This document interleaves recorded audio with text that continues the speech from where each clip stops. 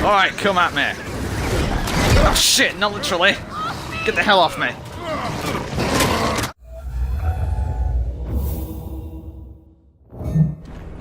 Yo, what is up guys, this is Tyrax1 here and welcome to another game review. This time I am reviewing Gears of War 4, the fourth major installment in the Gears of War franchise. And this is a game I've been looking forward to for pretty much most of 2016. And finally, after a good amount of time, I finally played it. Now, the story is, it is set 25 years after the events of Gears of War 3, and it centers around three new characters: JD, the son of Marcus Phoenix, Kate, and Del.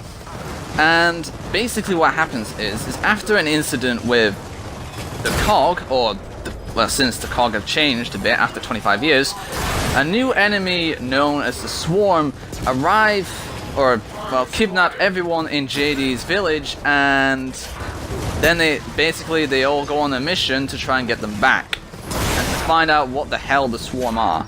And so a lot of old characters and new characters are introduced, like Marcus Phoenix returns to help out JD and his friends to get Kate's mother back. Apparently, the more you play throughout the games, the more you find out that more stuff about the Swarm. And you have to also avoid the COG at the same time while you're trying to discover what the hell the Swarm are. And so yeah, eventually you do figure out that the Swarm are the evolved corpses of the Locusts who were all killed after Gears of War 3. And then you basically just have to stop the Swarm from killing everyone. And then you eventually find out that at the end of the game, there's actually a very nice secret cliffhanger that tells you everything. Now, overall, I'd say the story of Gears of War 4 felt pretty much mostly like your usual Gears of War games. It's like a situation develops, like new enemies are here. It's like a lot of nice comedic quotes. Especially, the game does very well with its new characters, honestly. These new characters, which are the new blood after the first three Gears games, these guys are actually pretty okay. Like, JD is a pretty cool, charismatic leader, Kate can be pretty badass at times, and Del is kind of like an amalgamation of Dom and Baird. It's like he can be whiny and pretty much quite paranoid at the same time. And all these guys, I'd say they've done pretty damn well. They keep me going throughout the game. They don't really get on my nerves whatsoever. So they do add a nice amount of jokes to the game. The comedy in this game, compared to other Gears, though not as strong, is still done pretty well. And it has actually been funny most of the time playing the game. And not also that, they do bring back the old characters from the previous Gears games. And that, even though they do arrive at the very end, well, apart from Marcus, who's pretty much around mostly, he arrives in Act 2 and is pretty much there for most of the game. They do bring back the old characters from Gears, from the previous Gears games, and I felt that was a very nice way, a nice thing to have done, because it shows that these guys are still relevant. Even though it's been 25 years, these guys still kick ass and joke around and stuff. So, but I really did like the way the story enveloped. It's like the first two acts of the game you fight against the DBs, which are robots created by the COG, and then for the rest of the game you fight against the Swarm, and then you try to find out what they are, where they came from, and what they want. And honestly, the story develops pretty nicely. It felt pretty much very Gears-like, the story. It's like you fight against the enemy, find out what the hell they are, and then you just try and kill them. So overall, I'd say the story in Gears 4 was done for a sequel at that, and for setting a new trilogy, I think, has been done pretty well. Now, I want to talk about the level design and the way the game went about first, before I talk about the enemies and all that such. Now, the level design of the game is pretty cool. I like the way it was set out. It's like the first act of the game, you actually go to a COG settlement that's being built, and it actually looked pretty cool. Very metallic, and it was quite metallic compared to the rest of the game. Well, at some point you go to an outsider settlement, which is the people that the main characters are associated with, since they aren't associated with the cog, since the cog apparently have turned into bad guys of some sorts.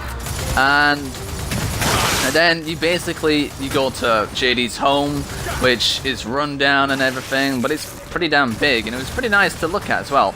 Though it reminded me of the estate in Gears of War 1, Marcus's place, this wasn't actually the same place. This belonged to Anya's family. And then you head to like a museum area, which actually was pretty cool, honestly. It's like all the area is like run down and everything. Museum part was actually pretty cool. It's like you had all weapons there. And then at some point you have to go underground, which is quite a usual concept in the Gears of War games, like Gears of War 1 and 2 especially. But to be honest, you don't really do that in Gears of War 3 or Judgment. But you do actually go underground so you can figure out where the hell the swarm came from. And it really looks cool, the mining facility. And the elevator that you have to do to go down, which also was pretty cool. Then there's like other parts where you have to go to a big giant dam, and then after that you just go to an abandoned town. So I'd say the way the levels were designed was actually pretty cool. It felt very Gears-like compared to the other franchise, compared to the other games. But it would have been pretty cool to see something a little bit different, which is what I liked about Gears of War 3, is that the setting was a lot more different compared to the other previous Gears games, partially. But this game felt a lot more alike. It still feels Gears enough, just the way the levels were set out. And there's also moments in the game where there's like a sort of a set piece, like there's this motorcycle chase, a bit where you have to go up these wires on an elevator. There was some nice bits in the game which were sort of used as a very thrilling action sequence, and I think these were actually done very well because they were pretty damn exciting at times. So the game definitely does make you feel excited at different points in time, considering these straight line moments of just action and epicness. And not only that, you also have to worry about the environment. Now there's these things called wind flares which seems to have developed over time, and these things can be a bit of a nuisance at first when you don't know what you're doing, but the more you go against them, the more you usually get them. Like you have at some points you can even figure out a path to go on when you're trying to avoid the wind flares' electrical surgencies. And I thought the wind flares was actually a pretty nice addition to the game, because I feel like after 100 years of continuous war, this planet would be pretty messed up, honestly. So, and it's nice to think that there is environmental dangers and not just the enemy to worry about. So I really did like the way they designed the level designs and the environmental effects too. Now, let's talk about the enemies of the game. Now, this game doesn't just concentrate on the swarm, it also has DBs, which are robots that were created by the cog. Now, the first two acts of the game, you are fighting against the DBs, and there's your normal infantry type, your heavy infantry type, which use shotguns and stuff. Then there's your little, the little rolling types, which there's two variations. One where they explode into an electrical shock grenade, and then there's an explosive type. Now these felt like they replaced the tickers from the previous Gears of War games, the little rolling DB bots. And there's also the Guardians, which I'm gonna say this, are probably one of the most annoying enemies I've fought in the Gears franchise so far. They're a pain in the ass. I mean, the fact that not only are they sentinel guys that fly above, but they also have shields in front of them. And it's always annoying when they always get them back up, taking longer to kill them. And there's also the Kestrel, which is sort of like a sort of boss type enemy for the DBs. But overall, I'd say the DBs were an okay enemy to fight. It's just that by the second act of the game, they were getting a bit stale to fight, and yeah, that doesn't bode well for your enemy types. But I'd say that they were okay to fight for a good duration of the game, since after Act 2 they don't show up whatsoever, apart from one little bit, but then that's it. So the Swarm, which is the new enemy of the game, and the main bad guys, are basically a an evolved state of the locust. Like the locust corpses that were buried in a mine somehow evolved into the swarm. So basically the resurrected locust. And there is a few different types. It's like you have juvies, which are human swarm, which is quite weird. And then you have your normal drones, elite drones, grenadiers, and then you have scions, which replace the boomers and the mulchers. These guys felt pretty like not as like variant. But then you have the elite swarm, like the snatchers, the pouncers, and the carriers. Those were pretty cool. Those were pretty cool replacements for the elite locust types that you saw in the other Gears games. I particularly like the pouncers and the snatchers, and even the carriers, because they felt really cool and well designed, and they actually fight really differently. So I'd say the usual infantry type swarm could have been done better, but the elite swarm types are really well done. Now there is also a few boss battles in the game too, and some are easier than others, especially the Swarmac boss battle. When you're playing it for the first time, it was a pain in the arse to fight against because I had no idea what you were doing. But when you know what you're doing, it's actually okay to fight. The boss battles, I'd say, were done okay in the game. Some were better than the previous Gears game, like Gears 2 and Gears 1, where the final boss battle was pretty lackluster. The final boss battle for Gears of War 4 was okay, especially since there's a moment in the game where you get to fight in mechs, which was really cool, which was a very nice final touch for the game. But the final boss battle could have been done a little bit better. I'd say it's like the halfway point as for the boss battles in the Gears games. It's like, it was better than Gears 1 and 2's boss battles, but it wasn't as good as Judgment's or Gears 3's. So yeah, the boss battle could have been done a little bit better. And the enemies could have been done slightly a bit better, but overall I'd say the Swarm and the DBs were an okay enemy to fight, and with decent replacements for the Locust and the Lambent from the previous Gears games. Now, let's talk about Horde mode.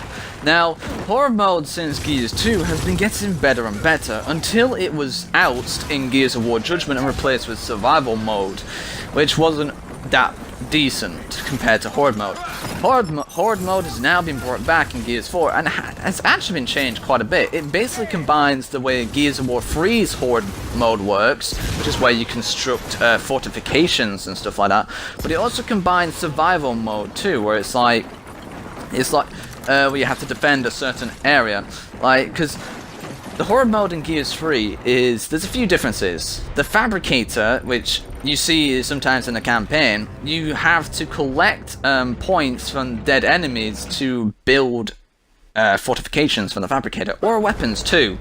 And I think this is a pretty cool a little twist for Horde mode, because Horde mode in Gears 3 was pretty good with the fortifications, but it was always annoying that the fact that you always had to unlock another tower to get a different area. The Fabricator, you could just basically build defenses and fortifications wherever you want. You could just set up in one specific area, but you had to make sure you had the points for it.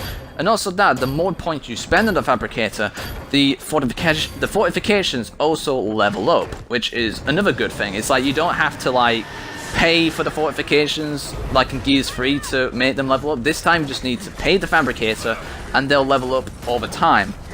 And I think that was a cool thing. And the way Horde mode has been done, it has the classic 50 waves, and the enemies will level up over time, they'll get more stronger. What I always had with Horde in Gears of War 3 is the fact that it never had the Lambent and the Locust fight against you evenly. It's like most of the time you're fighting against the Locust and hardly against the Lambent. Now, Horde mode in Gears of War 4 actually lets you fight against the enemies quite evenly. It's like it starts out with the DBs, and then over time the Swarm are introduced, and then it concentrates on the Swarm. So the way they did the enemy concentration in Horde was actually done particularly well. I actually really liked the Horde mode in Gears of War 4. I think it was done particularly well, and yeah, it was done particularly well. It's like you can just build your fortifications anywhere you want. You have the enemies were evenly spaced out. Like, it can be quite difficult fight. It's quite difficult at times, and it does rely a lot on teamwork. And not only that, if a player died, you can collect their cog tags and revive them at the fabricator. So that is very handy when you're in a tough situation and everyone's been dying. But you got to make sure that you have enough points too, because even if they go down again, then you have to use points to revive them. So Horde mode, I think overall has been done particularly well in Gears of War 4. I feel like it's combined the best aspects of Gears 4, it's combined the best aspects of the Horde mode from Gears 3 and basically improves the points in Gears 3's Horde that made it the nitpicks that I have against it. So overall, I'd say the Horde in Gears of War 4 has been done very well. Now, let's talk about the multiplayer, which is another popular part of the Gears of War franchise. Now, usually I don't play the Gears of War multiplayer all that often, but honestly I'd say the multiplayer has been done particularly well, especially since there's a few new game mechanics that have been implemented. Like, now there's a few different, now you can slide over cover and jump over it. You have melee executions, like if you knock an enemy from behind cover, you can then execute them, which is a nice little which is also a cool addition to this game. And yeah, there's actually quite a new different assortment of weapons too. Now the weapons in this game, compared to previous Gears of War games, I thought there was going to be a few more than I was expecting. I mean, yeah, there's the new DB weapons, but it is surprisingly lack of weapons from the previous Gears of War games that aren't in this game. I mean, you have your classic weapons like the Lancer, Gnasher, Hammerburst, Turret Bow, Longshot, the Markser from Gears of War Judgment's in this game. The Boomshot is also in this game, but you have a few new weapons like what the DB weapons have. But I was expecting and you also have a drop shot, which is like a sort of an improved digger. But other than that, there was a surprisingly lack of weapons compared to other Gears games. That kind of annoyed me because I thought there was going to be a few old classics as well. I thought at least the Scorcher, and I thought at least the Scorcher would be in this game, or the sawed-off shotgun, which would have been pretty cool as well. But yeah, the weapons were a bit meh, really. But multiplayer modes, there's a few new multiplayer modes, like dodgeball, escalation, arms race, which is a little bit like where you have one weapon at a time and then it will randomly swap to another weapon throughout the match. The multiplayer modes, you also have your usual Gears game modes like Team Deathmatch, King of the Hill, and Guardian, and Warzone, which is also, these are all done particularly well. And there's a decent amount of starting maps before the DLCs come out. There's actually over like around 10 or more, which is also a good amount. And the skill, the way the multiplayer works is a lot like Gears 3 skill based ranking and stuff. But instead of unlike Gears of War 3, where you need to do where you need to rank up or do specific things to unlock characters, now you need to gain characters by opening battle packs. And yes, these are microtransactions, but you can do it by earning points in the game also. And honestly, the customization in this game for the characters is a little bit better compared to Gears of War Judgment, which kind of went a bit too crazy for the customization in my opinion. But there's a decent amount of characters and a good amount of customization in this game also. Now, overall, I'd say Gears of War 4 has been a decent sequel. Compared to other Gears games, I think I actually enjoyed this Gears game more than Gears of War 1 and Gears of War Judgment. But compared to Gears of War 2 and 3, I think it wasn't as good as those. So overall, I'm going to give Gears of War 4 8.5 out of 10. So, that is my review of Gears of War 4, a decent sequel to an aging franchise.